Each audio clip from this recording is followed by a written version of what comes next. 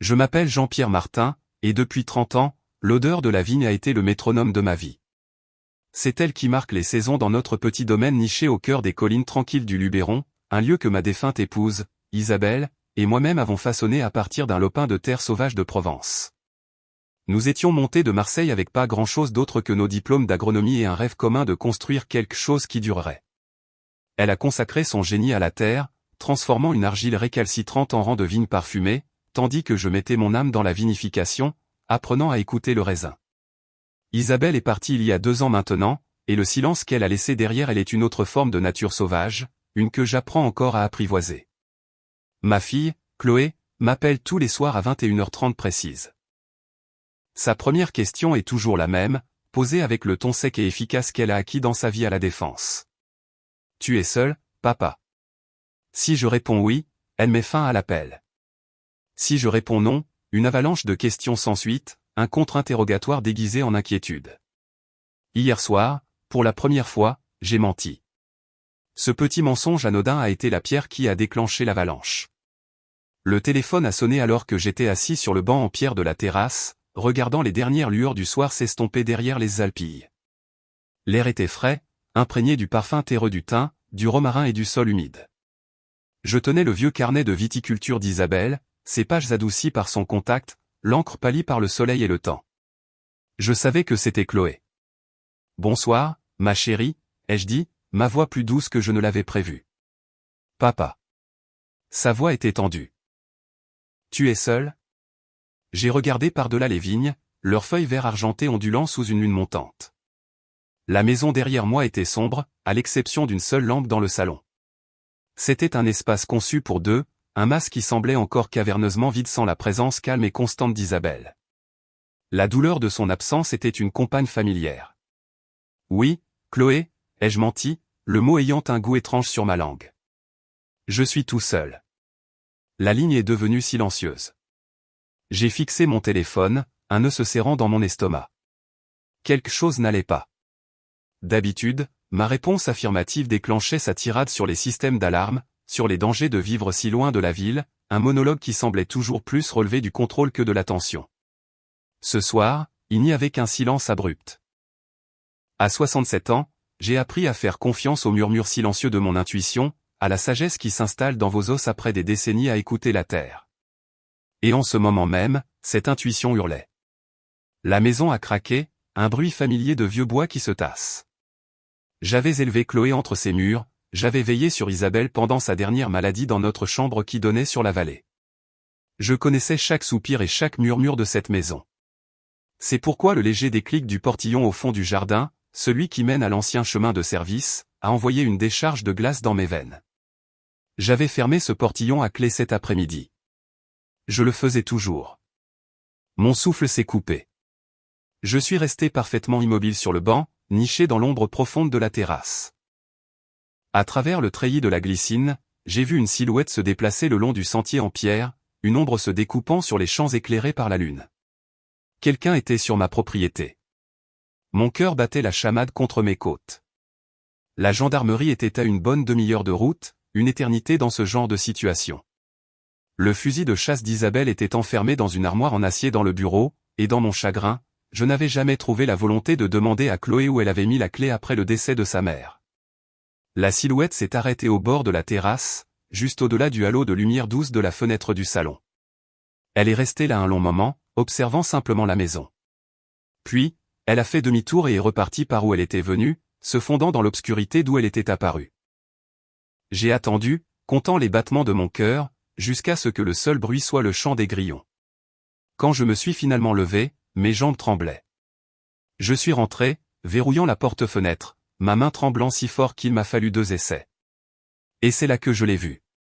Sur la petite table juste à l'intérieur de la porte, où je laissais le courrier, se trouvait une unique enveloppe de couleur crème. Elle n'était pas là avant. Mes mains semblaient engourdies en la ramassant. Elle était faite d'un papier épais et coûteux, sans nom ni adresse. Une personne censée aurait immédiatement appelé les gendarmes. Mais quelque chose m'a retenu. C'était le souvenir de la voix de Chloé, l'urgence anormale dans sa question « Tu es seul ?» J'ai glissé mon doigt sous le seau.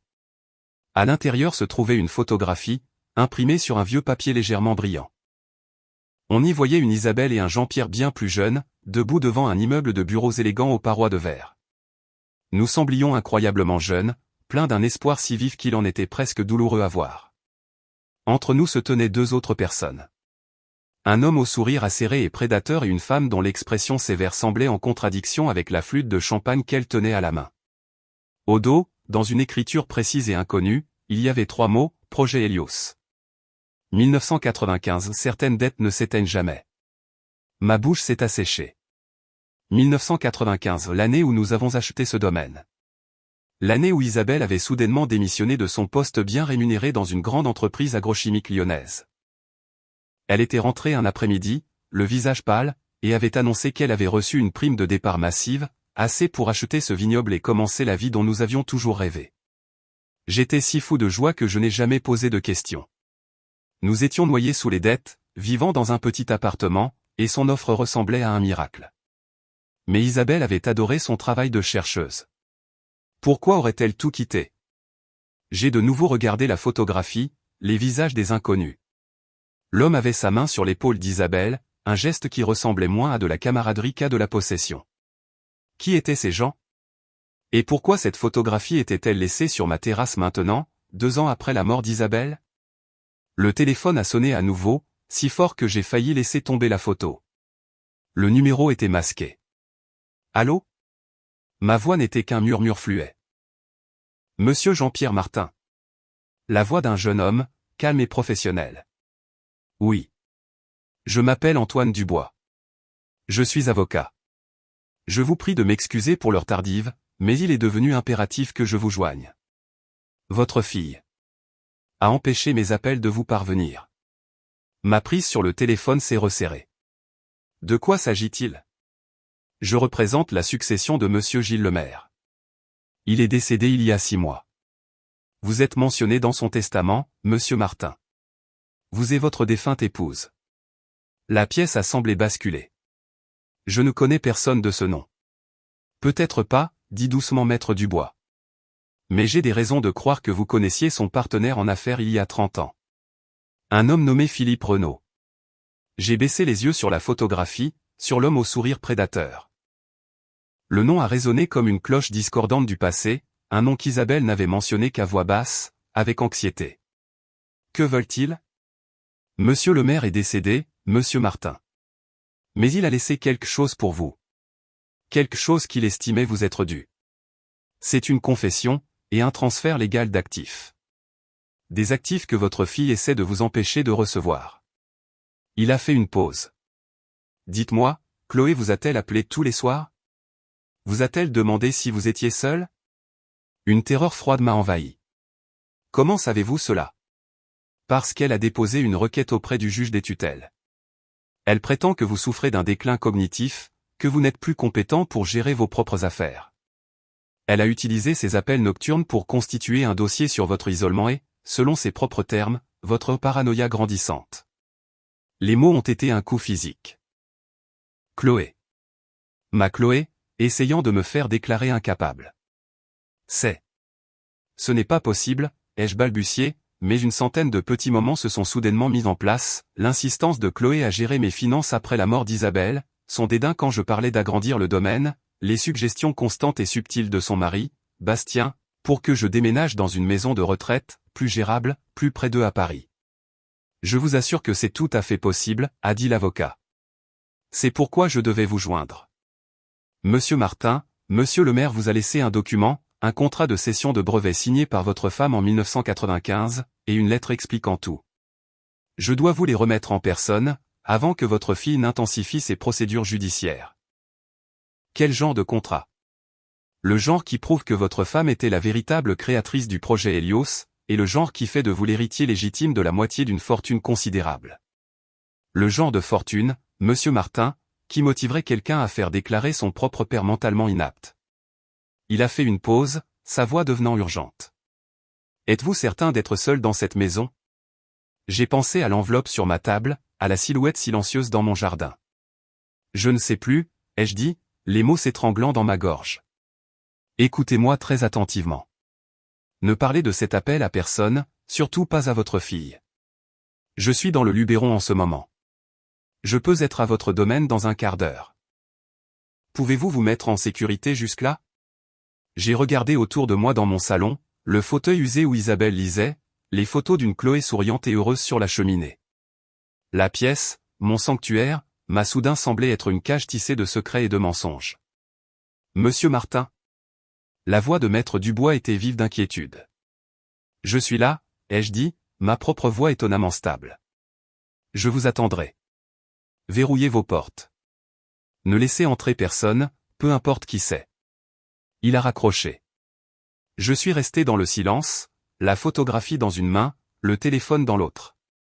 Isabelle m'avait menti. Chloé me trahissait. Deux inconnus d'il y a 30 ans détenaient la clé de mon passé et de mon avenir. La vieille horloge comtoise dans le couloir a sonné 10 heures. J'avais un quart d'heure pour me préparer à une vérité que j'avais toujours ignorée. Je me suis dirigé vers le bureau d'Isabelle, une pièce que j'avais laissée exactement telle qu'elle l'avait quittée. Son bureau était un témoignage de son esprit ordonné. J'ai commencé à ouvrir les tiroirs. Dans le tiroir du bas, sous une pile de vieux schémas botaniques, j'ai trouvé une petite boîte en métal fermée à clé. Je n'avais pas la clé. Mais en passant mes doigts le long du fond du tiroir, j'ai senti un morceau de ruban adhésif. Collé sur le dessous se trouvait une petite clé ornée et une note pliée dans l'écriture élégante et familière d'Isabelle. Mon Jean-Pierre, si tu lis ceci, alors le silence que j'ai choisi a été rompu, et je ne suis plus là pour te protéger. Je suis désolé pour le secret que j'ai gardé. La clé est pour la boîte. La vérité est à l'intérieur. Vas-y seul. N'en parle à personne. Surtout pas à Chloé. Elle connaît une version de l'histoire, mais c'est une version déformée par la peur. Elle ne peut pas comprendre le choix que j'ai fait. Certains secrets sont censés être un bouclier. Je t'aimais plus que la vérité. Toujours. Mes mains tremblaient en tenant la note. Le téléphone a sonné à nouveau. Chloé. Cette fois, quand elle a posé sa question, j'ai fait un choix qui allait changer le cours de ma vie. Tu es seul, papa? Non, ai-je menti pour la deuxième fois ce soir-là, ma voix claire et ferme. Un gendarme vient de passer. Il vérifie la propriété. Il a cru voir une voiture sur le chemin de service. Le silence à l'autre bout du fil était profond. Quand Chloé a finalement parlé, sa voix était différente. Une couche de fausse inquiétude avait été arrachée, révélant quelque chose de dur et de froid en dessous. C'est bien, papa. C'est très bien. Fais attention à toi. Je monte en voiture dès demain matin. Il faut qu'on parle. De quoi? De ton avenir. De ce qui est le mieux pour toi. Elle a raccroché avant que je puisse répondre. Elle l'avait dit comme une promesse, mais cela ressemblait à une menace. Demain matin. Mais j'avais cette nuit. J'avais une boîte, une clé, et un avocat en route. Pour la première fois en 2 ans, je n'étais pas seulement un veuf en deuil. J'étais un homme prêt à se battre, avec un puits de force profond et inattendu auquel puiser. Le quart d'heure avant l'arrivée de Maître Antoine Dubois m'a semblé une éternité. J'ai utilisé la clé sur la boîte en métal. À l'intérieur, niché sur un lit de velours délavé, il n'y avait pas une confession, mais une unique clé USB de première génération et un carnet de laboratoire relié en cuir. J'ai ouvert le carnet. La première page était datée du 12 avril 1995. Philippe Renaud et Gilles Lemaire ont volé mon travail aujourd'hui, avait écrit Isabelle. Ils ont appelé ça un partenariat, un rachat. Ils m'ont donné un chèque avec assez de zéros pour faire taire une fanfare. Ils ont appelé ça un cadeau. Je sais ce que c'est, le prix de mon silence. Le projet Helios ma formule, mes recherches, mon âme est maintenant à eux. Ils pensent que l'argent est ma cage. Mais ce carnet, et les données sur la clé USB qui l'accompagne, sont ma clé. Je construirai son vignoble pour Jean-Pierre, mais je garderai la preuve de ce qu'il a vraiment coûté.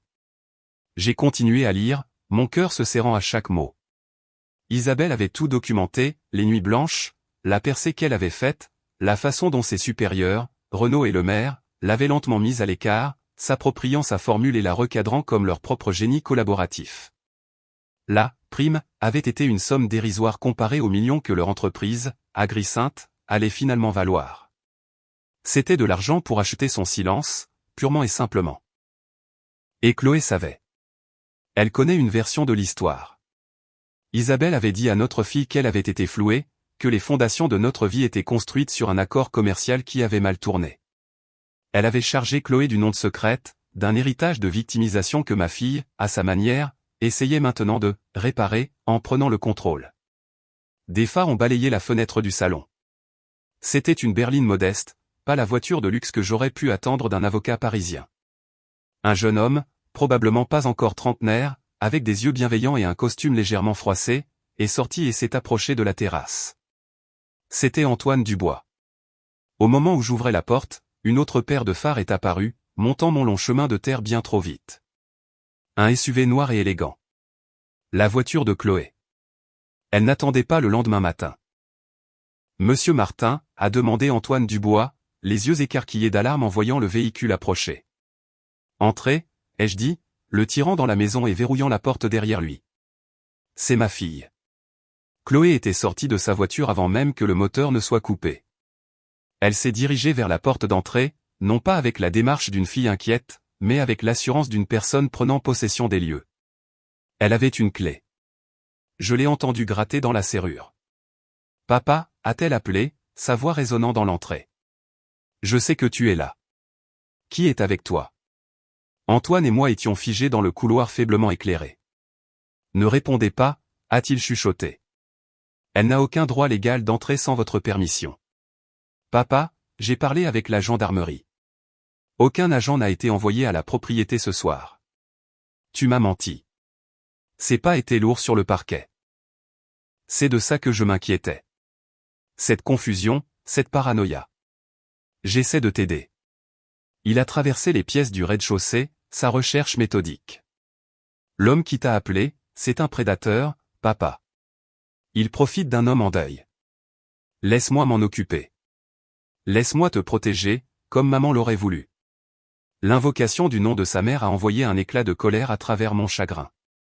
Il tordait la mémoire d'Isabelle en une arme. Les pas de Chloé se sont arrêtés au bas de l'escalier. J'ai réalisé que je tenais toujours le carnet d'Isabelle. Antoine Dubois a fait un pas en avant, prêt à intervenir, mais j'ai levé la main pour l'arrêter. C'était entre ma fille et moi. Rentre chez toi, Chloé, ai-je appelé, ma voix tremblante mais ferme. Nous pourrons parler demain matin, comme tu l'as dit. Ouvre la porte du bureau, papa. Je sais que tu es là. J'ai vu la lumière. Elle a essayé la poignée. Elle était verrouillée. Pourquoi est-ce fermé à clé? Qu'est-ce que tu caches? Il y a eu un moment de silence, puis le son de son téléphone. Elle passait un appel. Bastien. Oui, c'est pire que ce que nous pensions. Il y a quelqu'un avec lui. Non, je pense que c'est l'avocat. Nous devons agir sur la requête d'urgence ce soir. Appelle le juge Lambert. C'est un ami de ton père. Dis-lui que mon père représente un danger pour lui-même. Ma propre fille. Les mots ont été un coup physique, me coupant le souffle. Elle n'était pas seulement mal avisée, elle conspirait activement avec son mari pour me priver de mon autonomie. Le visage d'Antoine Dubois était sombre. Elle est sérieuse. S'ils obtiennent une ordonnance d'urgence, ils peuvent vous faire sortir de chez vous dès demain matin. J'ai regardé autour du bureau, la vie qu'Isabelle et moi avions construite. Les vignes à l'extérieur, les livres que nous avions lus ensemble, la légère odeur de terre qui s'accrochait encore au rideau. C'était ma maison. C'était ma vie. Je ne serais pas expulsé de celle-ci. Il y a une autre sortie, ai-je chuchoté, en montrant les portes-fenêtres qui menaient au petit jardin clos à l'arrière de la maison. Elle donne sur le sentier qui mène au chai. Il nous verra partir, a dit Antoine. Pas si nous sommes silencieux. Je me suis dirigé vers les portes, mon corps agissant par pur instinct. L'instinct de protéger, de survivre. C'était ma terre. J'en connaissais les secrets mieux que quiconque. J'ai tourné la vieille serrure aussi silencieusement que possible, le déclic semblant assourdissant dans le silence tendu. Chloé était toujours au téléphone devant la porte, sa voix un murmure bas et en colère. Nous nous sommes glissés dehors dans l'air frais de la nuit. L'odeur du jasmin et de la terre humide nous a enveloppés. J'ai guidé Antoine le long du sentier en pierre, en restant dans l'ombre projetée par les grands cyprès qu'Isabelle avait plantés. Nous étions à mi-chemin du premier chai quand une lumière s'est allumée dans la chambre à l'étage. Chloé fouillait la maison. Nous nous sommes cachés derrière une grande jarre en terre cuite remplie de romarin envahissant. De notre cachette, nous avons vu une autre voiture arriver. Celle-ci était une berline de luxe. Un homme en costume cher en est sorti. Même de loin, je l'ai reconnu sur la photo. Philippe Renaud. Il n'avait pas bien vieilli. Le sourire prédateur s'était aigri en un rictus permanent. Lui et Chloé se sont rencontrés sur la terrasse, leur conversation urgentée à voix basse. Il s'agit de plus qu'une simple mise sous tutelle, a soufflé Antoine, son calme professionnel se fissurant enfin. La lettre de Gilles Lemaire. Il disait que Renaud était dangereux. Il disait que Renaud avait passé 30 ans à enterrer la vérité sur le projet Hélios, et qu'il ferait n'importe quoi pour s'assurer qu'elle reste enterrée. J'ai regardé ma fille, ma Chloé, debout sur la terrasse de la maison où je l'ai élevée, conspirant avec l'homme même qui avait volé l'héritage de sa mère. Une tristesse profonde et terrible m'a envahi, si puissante qu'elle a failli me mettre à genoux. La fille que je connaissais avait disparu, remplacée par cette étrangère mue par la honte et l'ambition. Nous devions partir. Nous devions mettre le carnet et la clé USB en lieu sûr.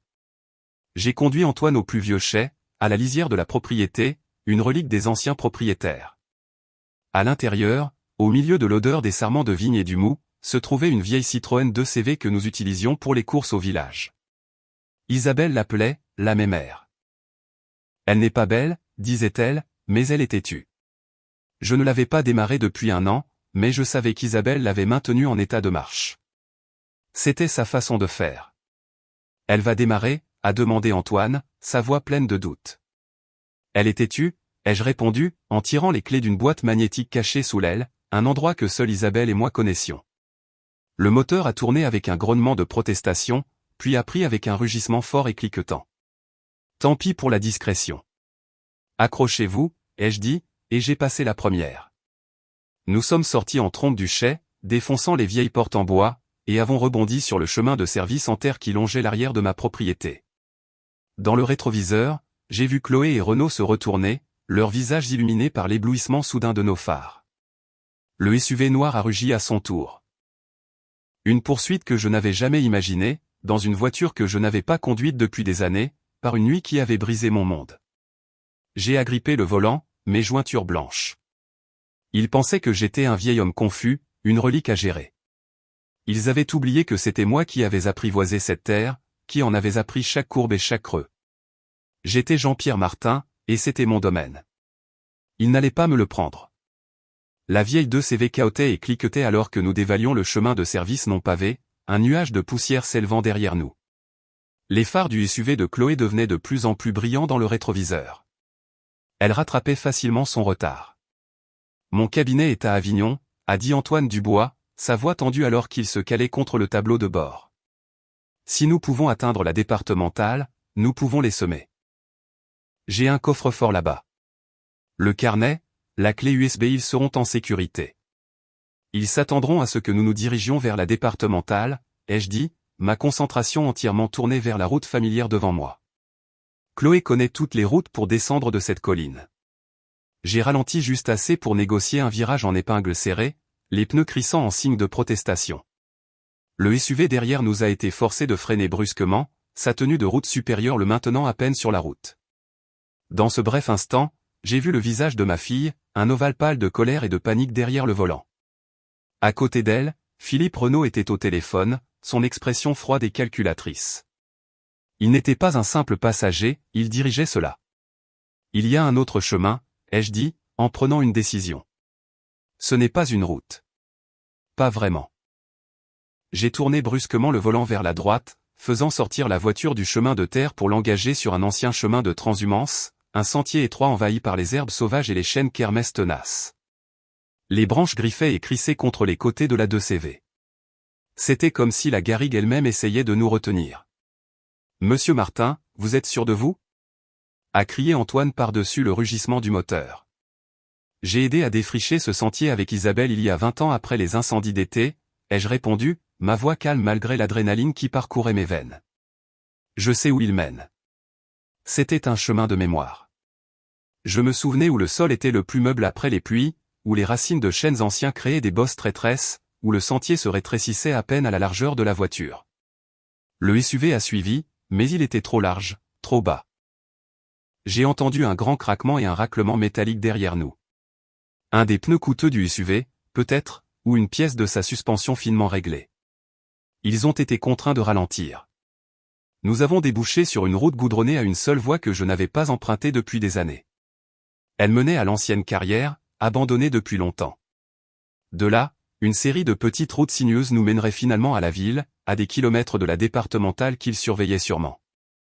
Nous avions de l'avance. Alors que l'adrénaline commençait à se dissiper, le poids émotionnel de la nuit s'est abattu sur moi. Mes mains se sont mises à trembler. J'ai garé la voiture sous un dé de platane murmurant et j'ai finalement laissé les larmes couler.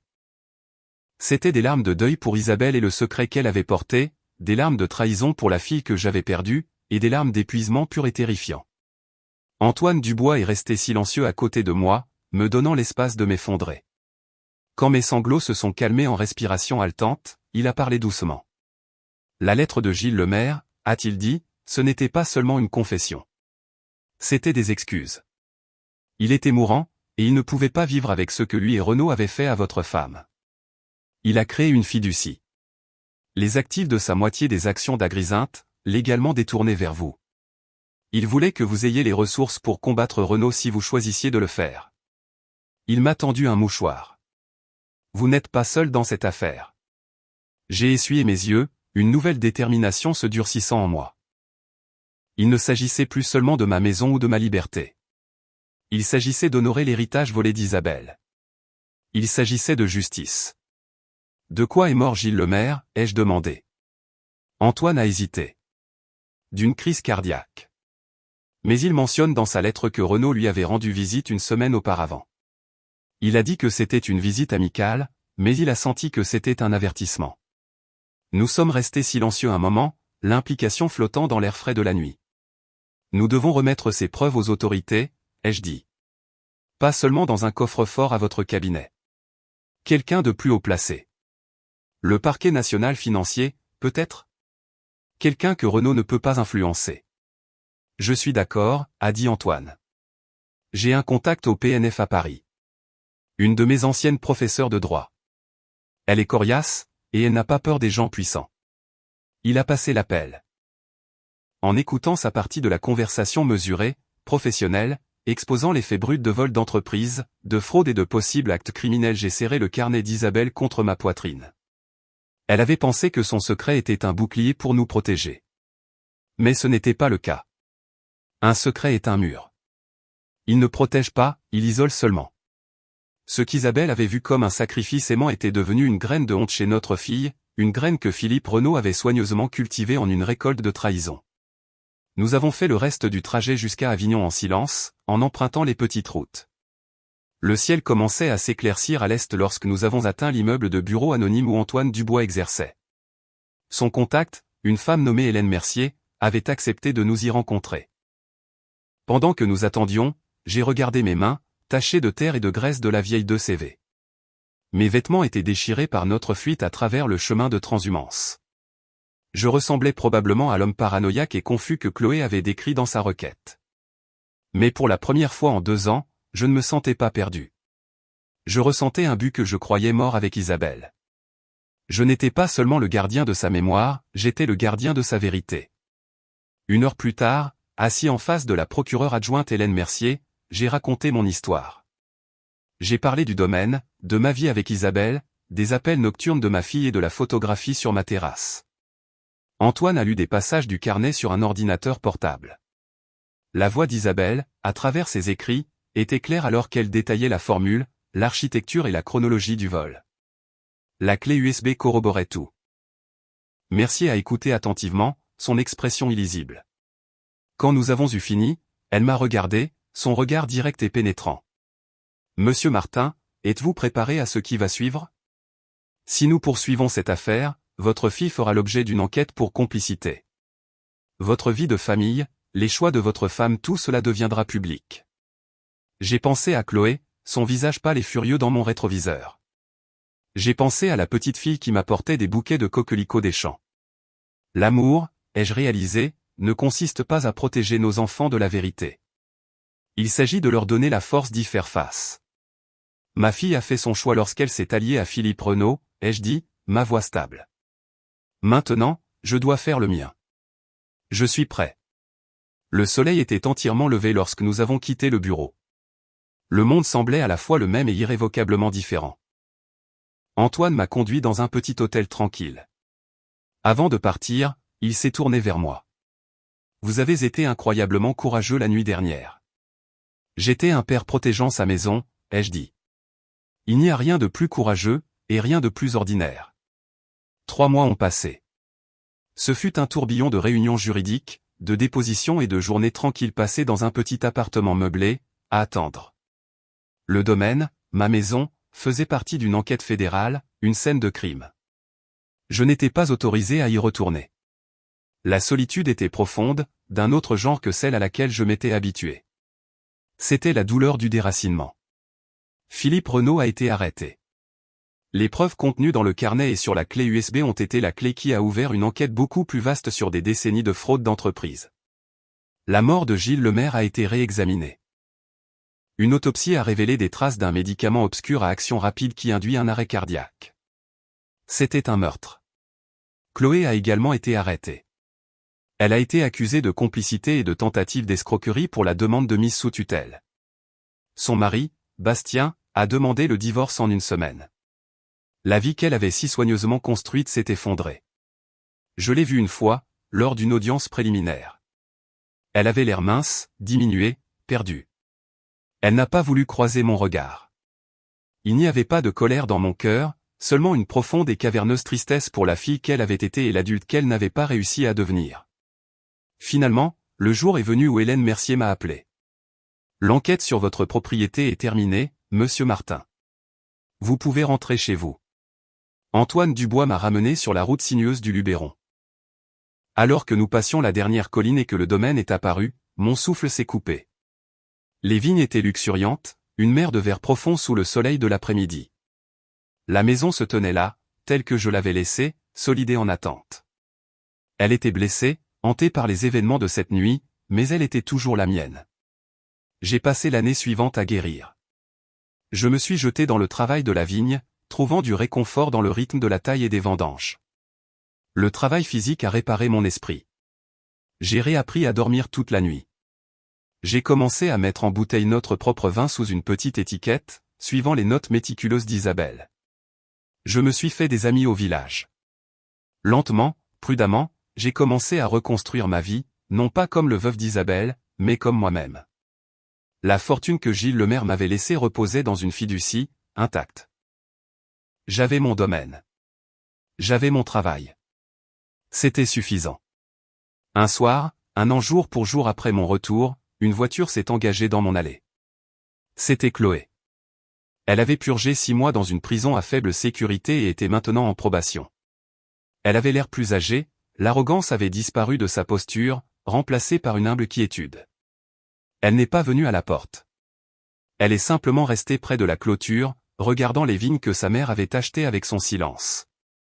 Je l'ai observée depuis la terrasse pendant un long moment avant de sortir à sa rencontre. « C'est magnifique, papa », a-t-elle dit, sa voix rauque. Je ne l'avais jamais vraiment vue avant. J'étais toujours si pressé de retourner à Paris. Il faut du temps pour voir ce qui est vraiment là, ai-je dit. Nous sommes restés en silence, l'odeur de la vigne un pont parfumé entre nous. J'ai lu son carnet, a finalement dit Chloé. Le procureur a donné une copie à mon avocat. J'ai lu ses espoirs, à quel point elle t'aimait, aimait cet endroit. Elle n'avait pas honte. Elle était fière. C'est moi qui avais honte. Elle s'est finalement tournée pour me regarder, ses yeux pleins d'une douleur qui reflétait la mienne. Je suis tellement désolé, papa. Pour tout. Le pardon n'est pas un acte unique, mais un voyage. C'est un jardin qu'il faut entretenir, désherber et arroser, saison après saison.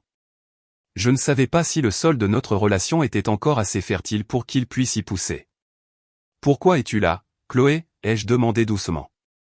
Je ne sais pas, a-t-elle admis. Je devais juste. Je devais le voir. Te voir. Pour voir s'il restait quelque chose à le sauver. J'ai regardé mes vignes, les cèpes robustes et résilients qui revenaient année après année, leurs fruits un témoignage de leur force. J'ai pensé au chemin de transhumance que j'avais emprunté, un chemin de survie qui n'existait que parce que quelque chose avait été défriché. Les vendanges commencent la semaine prochaine, ai-je dit, ma voix égale. Le travail est dur, et les journées sont longues. Cela demande de la patience et un dos solide. L'espoir, fragile et hésitant, a vacillé dans ses yeux. Je pourrais aider. Je n'ai pas répondu tout de suite. J'ai simplement regardé ma fille, cette femme qui était une étrangère et pourtant une partie de mon âme. L'avenir n'était pas écrit. La confiance, une fois brisée, pourrait ne jamais être entièrement restaurée. Mais ici, dans la lumière déclinante, entouré de l'héritage de l'amour de ma femme et de ma propre résilience, se trouvait le plus petit, le plus tendre bourgeon d'un nouveau départ. Et moi, qui avais passé ma vie à cultiver la croissance à partir d'un sol difficile, je savais que c'était plus que suffisant.